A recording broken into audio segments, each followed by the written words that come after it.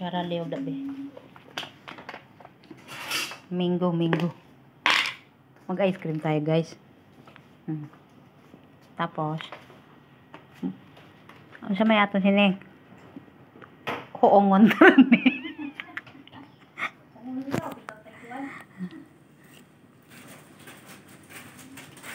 Kuha na. Lusaw na pala.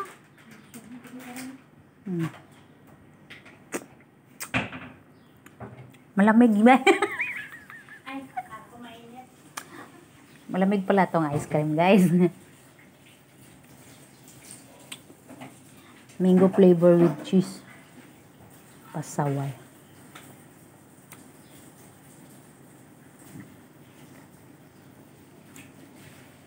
Nami siya. Hali na. Kaya dali ra siya naglusaw.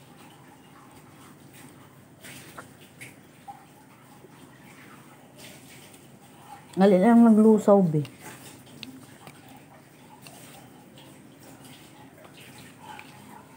Parang homemade lang to ata ni ate. Ano din? Marag homemade lang guro nila to. Angkon niya. Ang butanga ang lagayan niya. Tsaka binilagyan lang ng pangalan. Pero masarap kay malasan-lasan. Dugangi? Ay. Ako niya dugangi pa. Dugangi pa. Ano tugnaw ay? Aba, nakanya kong ngipon ko yan.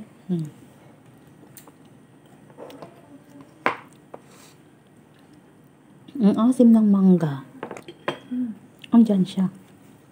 Kumbaga yung parang mas marami ang mangga. mas marami ang mangga.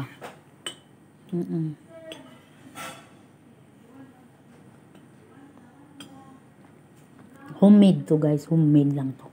Homemade ni ante. Ayan o, mango flavor siya o na. Diba?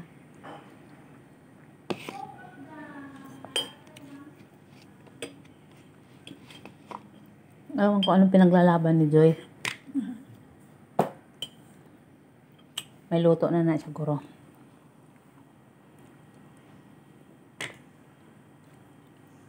At saka hindi siya matamis.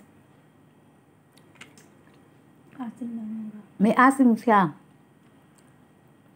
At saka ano ng keso. Pero sila nga matamis. Hindi. Parang natural talaga siya na ano niya, na yung gi-blend na pure lang siya. Na